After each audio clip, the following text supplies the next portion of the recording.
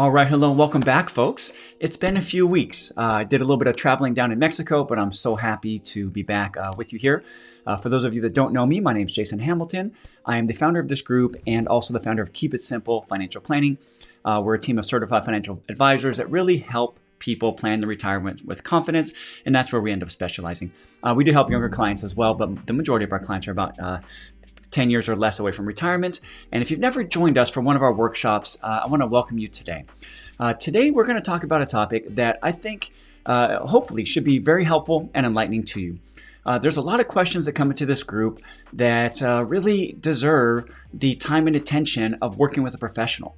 And so what my goal is for you is to, if you're going to work with us, great. If you're not going to work with us, I want you to get to a good place and have someone that is working in your best interest, that is helping you with the comprehensive nature of retirement. So we're going to talk today about what is financial planning and how can it help you. And what I want you to take away from today is, there are a lot of good people out there that are doing work in the financial planning community. Some of them work for commission places. Some of them work for fee and commission, also known as fee-based. And some of them work for fee-only firms, also known as registered investment advisors. And I obviously have a bias towards a registered investment advisor in the fee only because it's going to limit the amount of conflict of interest that you're going to be facing when it comes to getting financial advice. But not saying it's a perfect model, and maybe there's somebody that you want to work with that comes highly referred to you from someone that you trust. So what I want to go with you today is what I just really want you to take away is that I want you to work with a financial planner, somebody that's going to help you with a comprehensive situation, not only just one specific aspect like investments or insurance or taxes. You really need to get somebody who's going to help you with the whole enchilada, as they say, in more of a comprehensive nature. So I'm going to walk you through the beginning of our discussion to talk about financial planning. And over these next few weeks, we're going to systematically go through financial planning, how to find a good financial advisor, and then we're going to lead into more financial topics. So essentially what we're doing here at the middle of the year is starting fresh, and we're going to dive into a lot of good content here. And if at any time you have questions, if you have things you need clarified, feel free to either leave a comment on this video or go ahead and reach out to me personally. So without further ado, we're going to jump right in today. So I'll see you in just a moment here. Welcome back. So we are going to talk about, like I said, what is financial planning and how can it help you? So let's just jump right into our workshop today. So what is financial planning and how can it help you achieve your goals? This subject is something that I think a lot of people should be more aware of, to be honest with you. So many people are just working with folks that are focusing on one aspect of retirement. But I really think there's a lot more to this than you may be thinking of. So I want to bring this up as a informational session and then hopefully a way for you to ask some better questions when it comes to you going to find financial advice. So before we jump in, I do have to let you know this is for informational purposes. Nothing I describe to you here should be any sort of financial advice, tax advice, investment advice, anything like that. This is meant to be informational in nature, okay? So let's jump in here. What is personal financial planning? So this is a challenging question because if you ask 10 different people, you will likely get 10 different answers. And this goes along with financial advisors as well. Because, as a certified financial planner, I am trained in a specific, area and a specific nature and way of approaching comprehensive financial planning. I'm also a chartered retirement planning counselor. And with being called a CRPC or chartered retirement planning counselor, those as well are areas that go specifically into retirement. So there may be some things under my Charter Retirement Planning Counselor certification that are addressed a slightly different than the CFP. But again, these things generally align, and there's things that you should overall find a very consistent perspective on, especially with what we go through with you today. So there is a reason for this, though. And the thing I want you to take away today is personal financial planning is just that. It's personal and individual. And this is so important to respect because financial planning touches almost every area of a person's financial life, and it can be beneficial for individuals at a variety of income levels. And so this is something that many people think that, oh, I'm not rich enough to seek out financial planning. And I actually disagree with that. For those of you that are starting out or more on the other end of the spectrum where you may not have more than enough money that you need to retire or to plan for your financial future, you probably need the advice of a good financial planner, even more so than somebody that's sitting on a few $1,000,000 that would probably be okay if they did things on their own, even though they can obviously always do things better. But when it comes to the definition of financial planning, from the Certified Financial Planner Board of Standards, financial planning is defined as a collaborative process that helps maximize a client's potential for meeting life goals through financial advice that integrates relevant elements of the client's personal and financial circumstances. And I do see here that integrates is spelled wrong. I just pulled this right off of copy and paste this right off of a site. So I will fix that and I will let them know that. But this is what the definition from the Certified Financial Planner Board of Standards, which again, is not the end all be all, but it is considered the gold standard in our particular world today. So if you have any questions again along the way, please feel free to put those in the chat. But if you look into the field of financial planning, you will see terms such as comprehensive financial planning, targeted financial planning, and a number of others. So I want to bring some clarity around this today, and obviously a little bit more, but this is something that you may hear and you may say, what the heck is comprehensive financial planning? Or what is targeted financial planning? So let's talk about that. So why would somebody, well, let's talk about what this definition could lead to when it comes to having more questions. So what is a comprehensive financial plan or a targeted plan? Why would somebody use one and not the other, or could both be used? And what can be accomplished through financial planning? So that's what we're going to talk about today. So areas of financial planning. So these are the areas that include, but are not strictly limited to what we deal with really on a general basis with clients. So developing goals, cash management, debt management, risk management and insurance planning, education needs, group benefits planning, investment planning, retirement planning, tax planning, philanthropic interest, and also estate planning. So these are all areas that are addressed under the umbrella or the big scope of financial planning. To be honest, I believe in comprehensive financial planning, so most all of these are going to be addressed when we're working with clients. But when it comes to targeted financial planning, you may only focus on one specific area. There are many areas like we said there, but when it comes down to the steps of financial planning, there are 7 orderly steps of the personal financial planning process that as we go through these, and part of our first conversation is to help figure out whether you should be in a situation where you need targeted financial planning or comprehensive financial planning. But when you go through this, step 1 is understanding clients' personal and financial circumstances, right? So many of you here are clients, and many of you have had conversations with me about your overall personal and financial circumstances. So this is where we always start. And this is what what I call them our retirement strategy calls or our complimentary consultations. This is where we're going to start with you to get a really good understanding of what your personal and financial circumstances are. And if those circumstances do need additional help, like comprehensive or targeted financial planning, then that's where we go to these next steps here. And as we start diving in, step 2 will be helping you identify and selecting your goals. And maybe you already have some goals, and maybe there's things you might not have thought of that we can dive into a little bit more and get much more clarity on that. Step 3 is once we have a good understanding of your personal and financial circumstances and a good idea of what your initial goals are, then we can start to dive in and analyze your current course of action and potential alternate courses of action to help you achieve your goals and maximize your overall resources. Then once we get through that determination, then we will develop our financial planning recommendations. Then we will present the financial planning recommendations.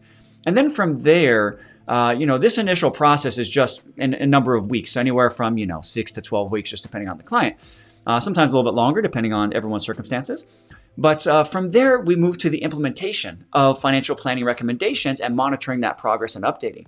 And so that particular step in the process, that particular step in the process of monitoring and implementing, that could be a process that goes over many years, right? It could be the rest of your life.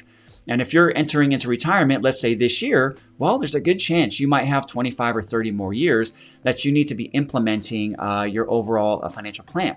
And so these are things that need to be updated on a regular basis. So developing the financial plan is a starting point, but there's going to be places really each year, sometimes multiple times throughout the year, where we need to make adjustments, tweaks, and continue to optimize your overall financial puzzle. So these are things here that I really want to make sure that if you're going to work with somebody and you're going to pay for financial advice, these are the type of things you should be receiving, whether you're working with somebody that is a fee-only advisor, a fee-based advisor, or a commission advisor. Okay, but these are things that if you're not receiving these and you're only getting advice in one particular area, then there might be cause for concern, and you may want to be investigating your other options.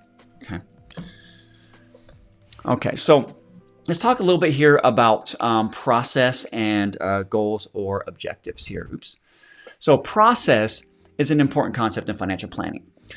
Goals or objectives are those things a person wishes to accomplish as a result of planning, such as funding a college education, building sufficient net worth to have a comfortable retirement, or many of the hundreds of other things that could be important to you. So even though financial planning will be described in terms of stages, it should be viewed as a coordinated, integrated, ongoing, and dynamic process of managing your financial resources. Okay, so this is something here where, it's not something that you can always just set in stone, create a document, and then for the rest of your life, it's going to be just a static situation. In all honesty, for many people, within a few months after they create their initial financial plan, things change. You might have job changes where you have a higher income or a lower income. This last year during COVID, we saw a lot of changes with people in their jobs. Some people lost their jobs. Some people started working from home. Some people decided to move from their home where they were at in the city out to the suburbs or further out because they wanted more space, and they could do that now that they're working virtually. So there's a lot of changes that go on in your life, and so implementing these things over time and continuing to update your plan is very important. Okay, so all right, so these overall pieces that I'm giving you, or these steps, should be looked at from a high level as a process, right? But it should be integrated. These things build upon each other, but they're all integrated as you go through actually building out your plan. So this is a question that many people might be facing because whether to develop an all-encompassing comprehensive financial plan or a more focused and targeted recommendation will be determined by the client's personal and financial goals. So what I find many times is folks will reach out to us and have a very targeted situation that they want addressed. But then as we dig in, we find out that usually they need more help, or we really have to look at other areas of their finances to get that targeted recommendations that they want. So I believe a comprehensive financial plan is going to address most, if not all, aspects of a client's circumstances, including the consideration of risk management, investment planning, tax planning, retirement planning, and estate planning. So many of these aspects are tied together, especially when you get into tax planning, that it's very difficult to just say, hey, let's just create a tax plan for you. And this is very challenging because some clients really just want to work with a CPA, for example, to do their tax plan. And I have CPAs that are clients, and even my own CPA has told me, we only focus on income. Okay, so if you're only focusing on income and working with a CPA, well, they're not looking at your whole wealth management picture. Most CPAs aren't going to be looking 5 or 10 years down the road and be helping you address things like Medicare penalties, the IRMA penalty that you could pay if you have too much money in a pre-tax account. A lot of times a tax specialist will only want to look at this year or last year, and they may not be looking forward that what if your spouse passes away and you go from married filing joint tax rates to single filing tax rates? That's called the widow penalty, and your tax brackets or your tax bill will shoot up because your tax brackets drop if you were to have somebody pass away. So these are all things that I truly believe a comprehensive financial plan is going to be the best way to go, but maybe you do need a targeted plan for something like funding college, buying a home. Those things can definitely be on a targeted type of situation.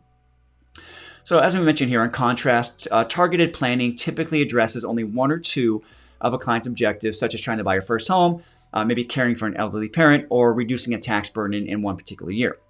So, in fact, very often, as I mentioned, targeted planning engagements become the starting point for more comprehensive financial planning. So a lot of folks will come to us, like I said, for one issue, and we find out, hey, there's some more things that need to be addressed, and it's probably in your best interest to take care of a comprehensive financial plan.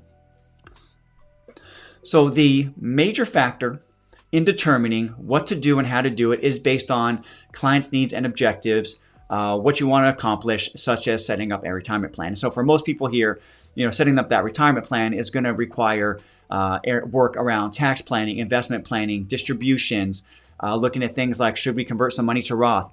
How should you be contributing today to your retirement accounts or to your savings accounts while you're still working? There's a lot of aspects that come into play here when it comes to a retirement plan, even Social Security timing. So these are all things that come that need to be integrated. But going back to our subject of objectives versus goals, it is common for the terms objectives and goals to be used interchangeably because they both refer to something clients would normally like to accomplish. A financial goal should not only include the client's objective, but other details such as dollar amounts and timeframes.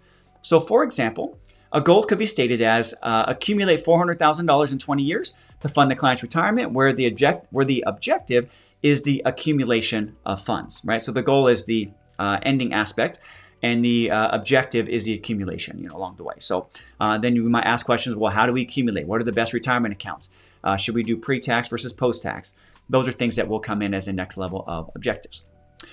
But in sum, financial planning is about helping clients achieve their personal objectives and financial goals. So this is what your financial advisor should really be focused on. And if all they're interested in is just managing your account and they don't want to help you achieve your personal objectives and financial goals, well, that's when you should probably keep shopping. You really want to make sure you're getting your objectives and goals set to the top of priority, okay? So this is a short, quick workshop, but I want to thank you for your time and attention today. We're going to continue building on these next few weeks. So if you're looking for someone to help you, these are the type of things you want to be asking when it comes to getting financial planning. And if you would like to discuss your situation with one of our certified financial planners, we do offer complimentary consultations. And you can go here to keepitsimplefinancial.com/talk. And we have our calendar page there, which you can go to and schedule a time that works for you. We make it very easy to set up a time that works for you. There are limited times, so you want to make sure you get in as soon as possible because sometimes we can get out, a few weeks here. But I'm going to check here to see if there's any comments or questions before I wrap up for today. But that is what I have for you. And while I pull this up, if there's I'm working out building out a calendar of content. So if you're still watching and there's things that you'd like to know more about or learn more about, go ahead and put those down in the comments as well, and we'll take a look here. Okay, so this is a great question because I think many people can relate to this. So it feels like we waited too long because we're only 2 years away from retirement. Okay, so this is a very common concern. And this is something that, a lot of people probably feel the same way. This is not uncommon. To be honest, the earlier the better, okay? I would love if everybody come visited us in their 20s or 30s as they're getting started and come check in with us at least once a year for the rest of their working career until we got them to retirement. But the reality is most people just haven't. And we have plenty of folks that come to us with, saying they want to retire in 90 days or 30 days, or they retired last week and they say, okay, now what do I do now? If you have a couple years, one thing I will tell you is that it's definitely not too late, and you definitely have time to make some good decisions between now and retirement. But I would recommend you get some help as soon as possible. So whether you reach out to us at keepitsimplefinancial.com or you find somebody else to work with, I think sooner than later, but it's definitely not too late. So hopefully you don't feel that way, and I really want you to get your help as soon as possible.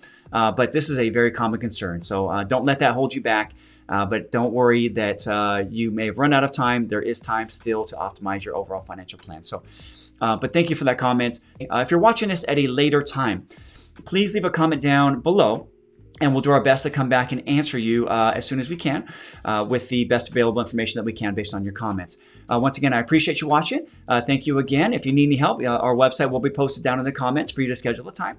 And every Sunday, about 2 o'clock, we'll be doing these. We'll be taking off July 4th weekend because that's a weekend I take off. But every Sunday now, we should get this back on track. I'm no longer going to be traveling these next few weeks here, so I look forward to seeing you. So please mark this on your calendars. Sunday, 2 p.m. Pacific, 5 p.m. Eastern. And come join our workshops because this is going to be a series that builds, okay? We're going to be building. So if you miss some of these, you're going to have to go back and watch them. It may be tough to keep up if you keep missing them. So thank you again for watching. We will see you next time and have a great weekend. Bye-bye now.